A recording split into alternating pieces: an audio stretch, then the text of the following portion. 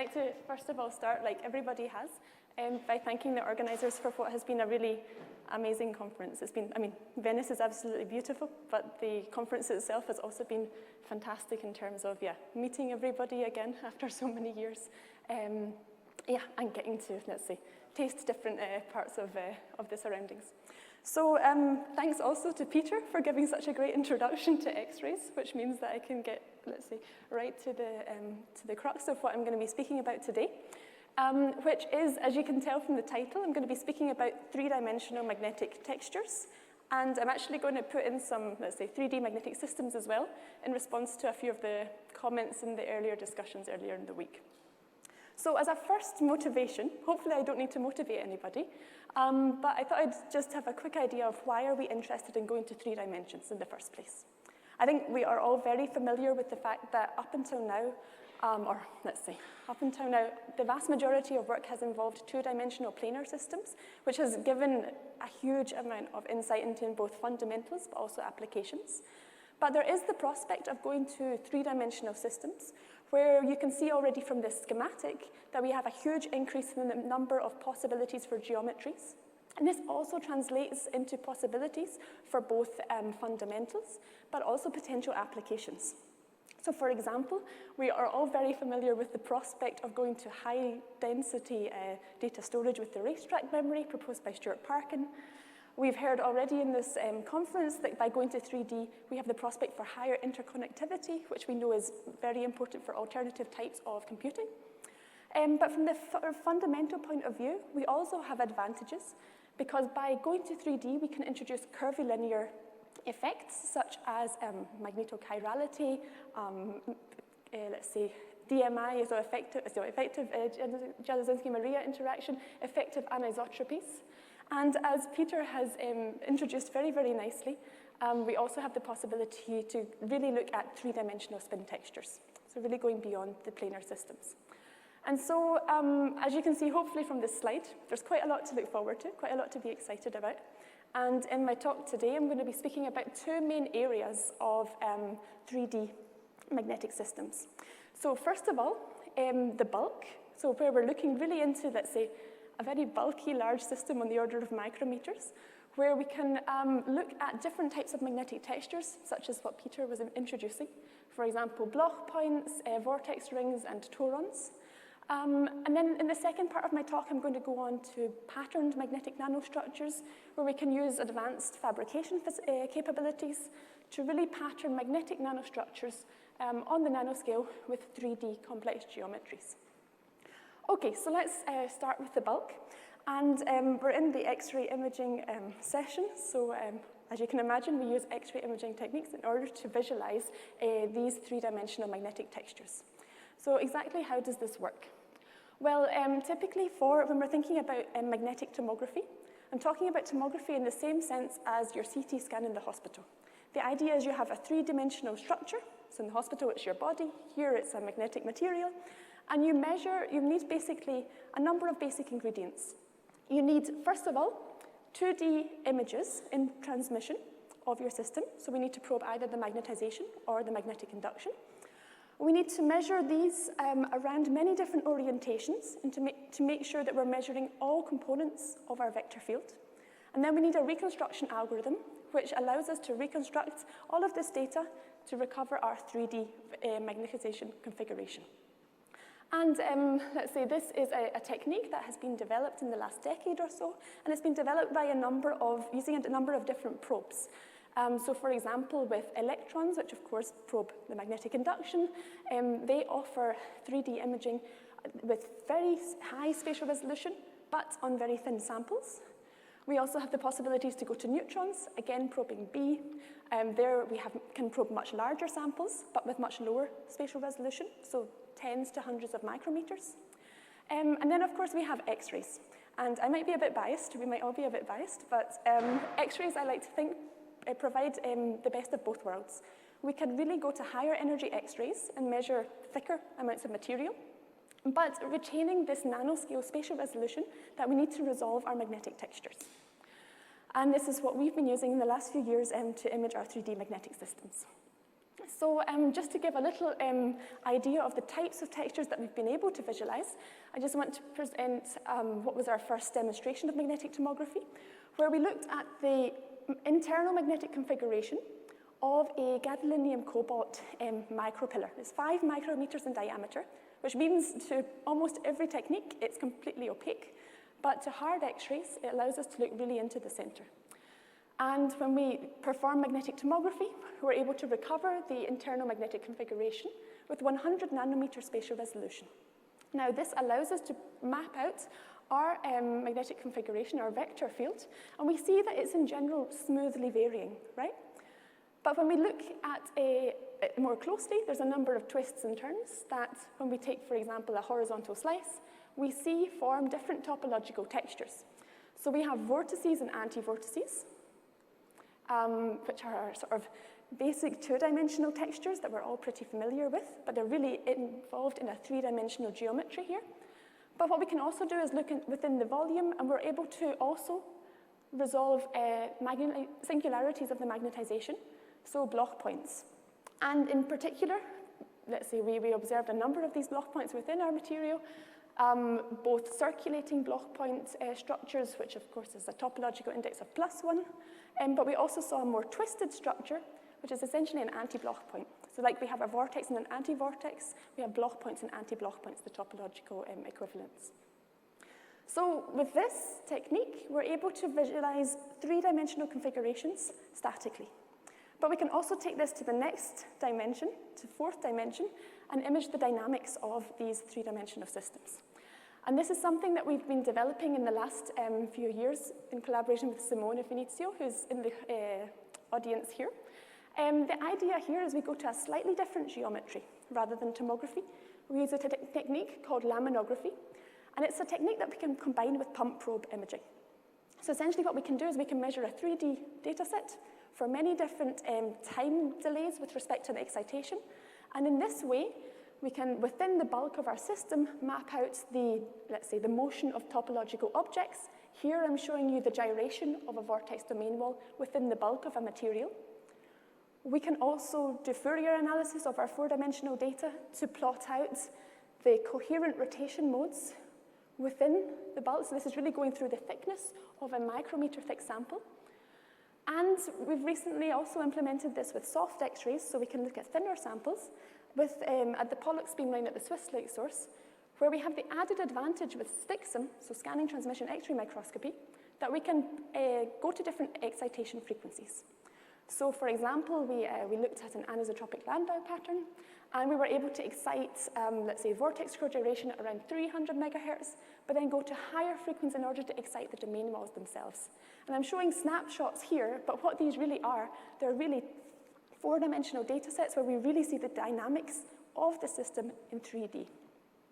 So just a quick intermission. I know it's a bit too late for the posters, but I just wanted to highlight that this magnetic laminography, the time-resolved imaging, was the subject of 2 posters here. So if anyone's interested, Simone and Davide are in the audience, and I'd really recommend going and talking to them. And a last plug for the Swiss light source, where all of this data was measured.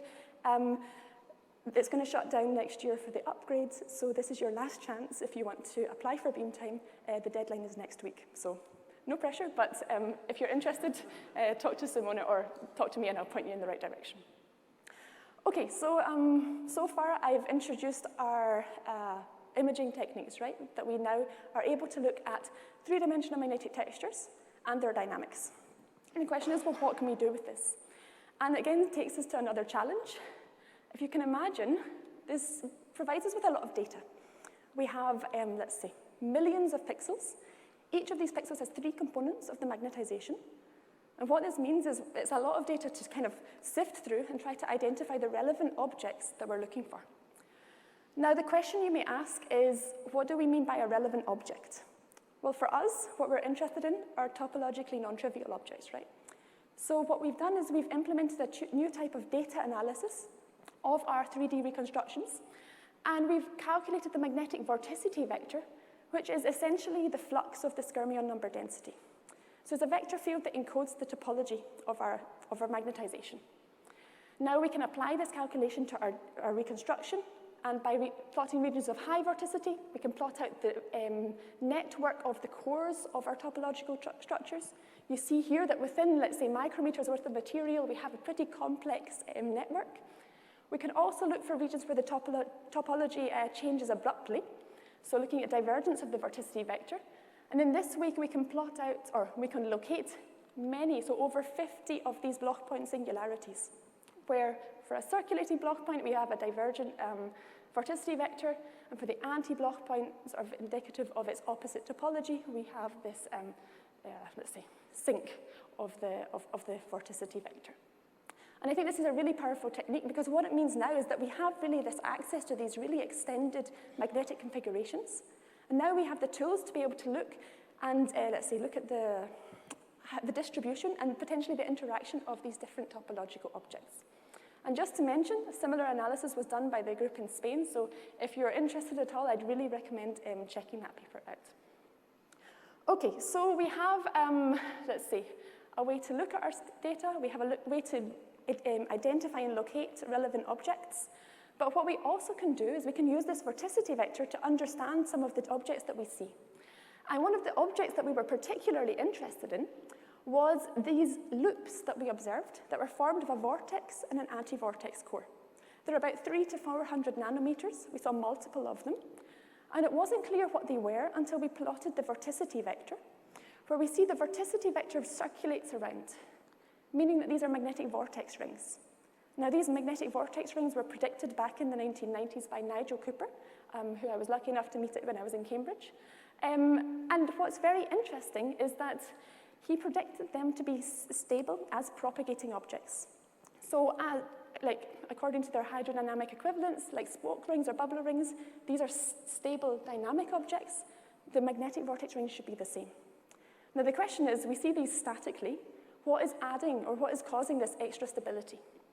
And of course, what we can imagine is we were hoping that it would be the topology, as Peter was mentioning in the previous talk. And in order to determine the topology of these vortex rings, we plotted these pre-images, where of course, like in the paper of Paul Sutcliffe, we would look for the linking of these pre-images. However, when we plot the pre-images for our data, we were a bit disappointed initially, have to be honest, because the pre-images did not link, which means that these are not topologically non-trivial, and it's not a Hopfion, unfortunately.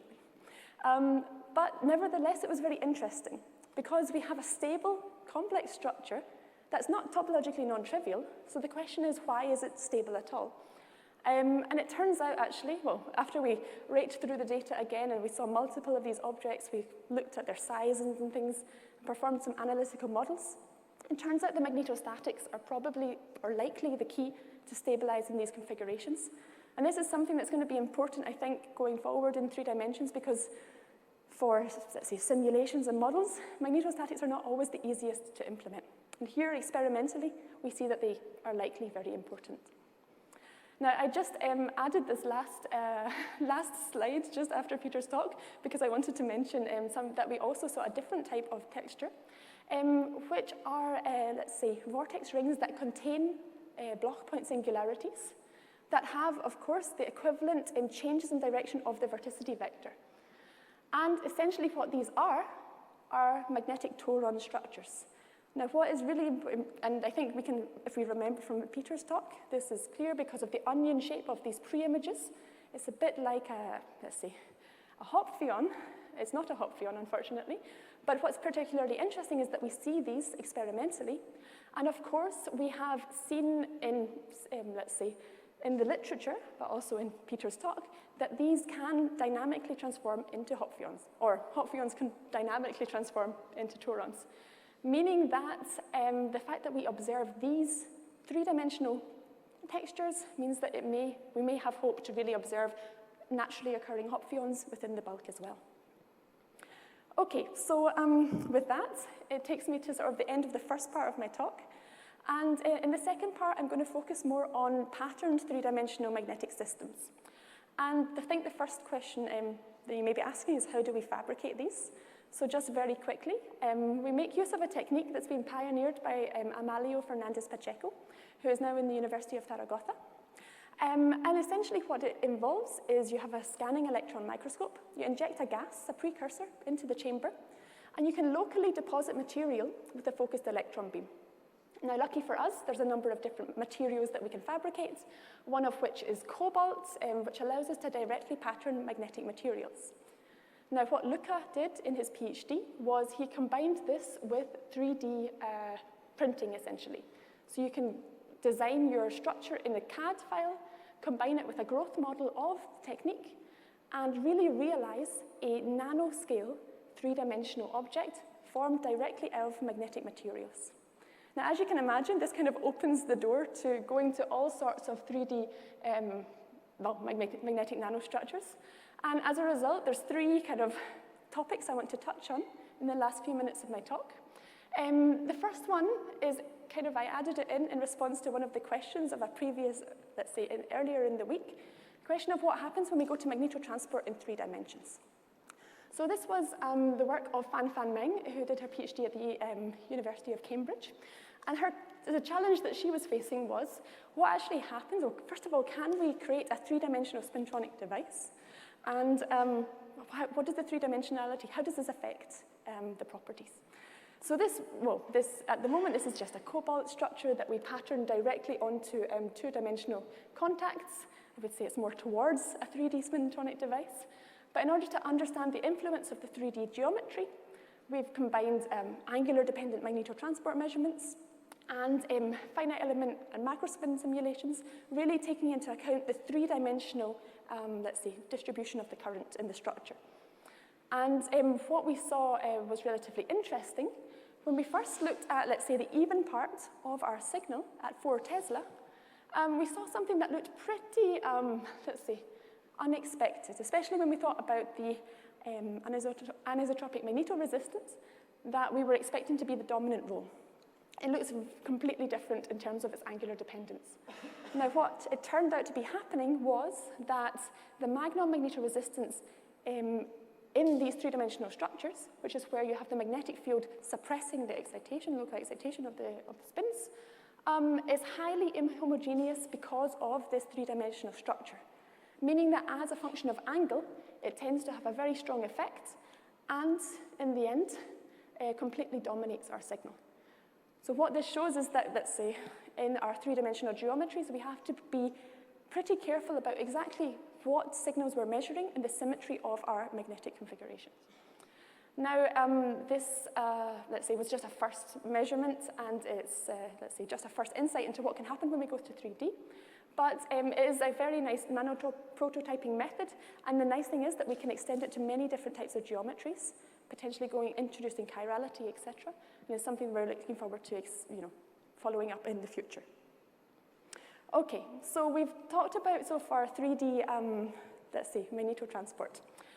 The next question that we have, of course, is if we think about the racetrack memory, people are very excited about moving the main walls through 3-dimensional magnetic systems, right?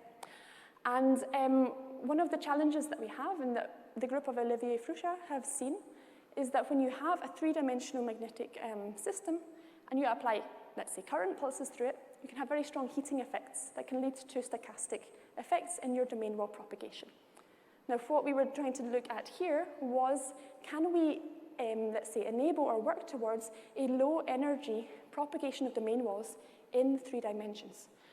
And this was the work again of Luca in the last part of his PhD, where he managed to think up this idea of these helical interconnects that combine gradients of the geometry. So in particular, they combine gradients of the curvature and the thickness, and we also have some, let's say, magnetostatic effects, but with the idea being that these geometrical gradients promote upwards motion of the domain wall, but without the need for any external excitation. So no need for current application, no need for magnetic fields. And this was something that we applied. We went to the Thirthe beamline at Alba and let's say, looked at the structures that Luca was able to fabricate with Febit. And what we were able to see was that when we initialized domain walls with a magnetic field, as we removed the magnetic field, we had this spontaneous motion upwards of the structures, showing that we were really able to realize domain wall automotion, essentially, so low energy motion of the domain walls going up through the structure. Okay, so these were just a couple of, let's see, intermission points, but we'll go back to the X-rays now for the last part of my talk, where I want to focus a bit more on what actually happens to the magnetic textures when we pattern these complex three-dimensional geometries. And if we think back again to, let's see, the first proposal for a 3D magnetic device, it is, of course, the racetrack memory. And what people are obviously very interested in is the advantages of this memory, but in order to realize such a, let's say, highly dense three-dimensional device, we need to understand what happens when we have this highly dense packed nanowire system, so interacting textures, right? And also the introduction of curvature. And in order to understand this, we have looked at a model system, which is a magnetic double helix. Now, we fabricate this with, again, FEBID, so we have our cobalt magnetic double helix nanostructure. And we can go back to the Pollux beamline at the Swiss light source, where we can image its magnetic state with X-ray magnetic circular dichroism. And here you see we have the black and the white, so one helix is black and the other helix is white. This means that in the ground state, they're pointing in opposite directions. They're anti-parallel. But when we apply a strong magnetic field transverse to the long axis of the helix, we are able to initialize a regular array of domain walls due to the geometry. And now, of course, the question is, what happens? So what do these domain walls look like? How are they deformed, or how are they affected by the 3D geometry? So in order to answer that question, of course, we went back to our 3D imaging techniques that I introduced at the start of the talk, specifically magnetic laminography. And we were able to, let's say, resolve the three-dimensional magnetic structure of these magnetic double helixes. And you can see it's a bit noisier, the data. This is because we're really working at the limit of our spatial resolution at the moment. But nevertheless, if we take into account the direction of the applied magnetic field, we can see that the domains are pointing roughly in the same direction as you would expect, but the domain walls appear to have reversed their orientation. So in order to understand what was going on, we applied micromagnetic simulations in collaboration with the group of Dieter Suess. And we were able to see, let's see if we can do it again, that indeed we have this initial, let's say, orientation of the magnetization in the domain was pointing towards the field, but they spontaneously reverse. Now, what is happening is, if we were just to forget about any interhelix coupling, we would have a curvature-preferred orientation of our magnetic domain walls due to the curvature-induced DMI. However, because these are so tightly intertwined, we have a strong magnetostatic coupling between the domain walls, which in the end deforms them so that they reverse, creating these so-called locked pairs. Now, what we can do is we see that the magnetostatic interaction is highly deforming the magnetization. But what we can also do is we can have a look at what's happening to the magnetic induction itself. And we performed micromagnetic simulations to understand this a bit more. And when we look at the magnetic sort of stray field in the vicinity of these domain walls, we see something quite interesting. We see that the flux is channeled on either side, creating this asymmetry of the stray field on either side of the helix. And if we look in the plane of the domain walls, we see quite an interesting configuration in our stray field. So of course, the helix itself leads to kind of a circulating or vortex-like state, where the chirality is, of course, determined by the chirality of the helix. But in between these domain walls, we have an anti-vortex occurring in our magnetic stray field. Now, this is really quite, to be honest, we were quite surprised, but it's quite exciting because it potentially offers a possibility to pattern our stray field on the nanoscale, so to induce nanotextures into our stray field. And the question of why this is actually happening, well, it is somehow, the way we like to think about it, is it's analogous to the cross-tie wall that you typically see in, let's say, two-dimensional microstructures. We have this array of effective vortices imposed by the chirality of the helix, and in between we need a crossing of B. And in, let's say, magnetization, this forms anti-vortices of M. Here we have anti-vortices in our stray field. Okay, so with that, I think I'm just about coming to the end, but I would like to, before I finish, say a huge thank you to all of the many people who were involved in these different projects. As you can see, there's a huge number of them, But specifically, I'd like to thank my colleagues in the group of Laura Heinemann at the Swiss Light Source, and more recently my colleagues from Spain, so Amalio Fernandez Pacheco and Aurelio Herrero Rodriguez in particular. And to conclude, I'll just leave up what I've spoken to you about so far today. We've looked at 3D configurations in the bulk, but also in patterned magnetic nanostructures. And I would say there's a huge amount to look forward to in the next few years. We now have the tools that we need to really take this forward, to look at the different physics that we can go for. Specifically, I think I'm really excited about the next generation of synchrotrons, not so much about the 2 years downtime of the SLS, but more so of the increase in the flux that we're going to get in the next few years. I think this we can use to look at the statics and dynamics of different types of textures, and potentially look at patterned magnetic nanostructures. And of course, this is one of the topics of the conference is antiferromagnets.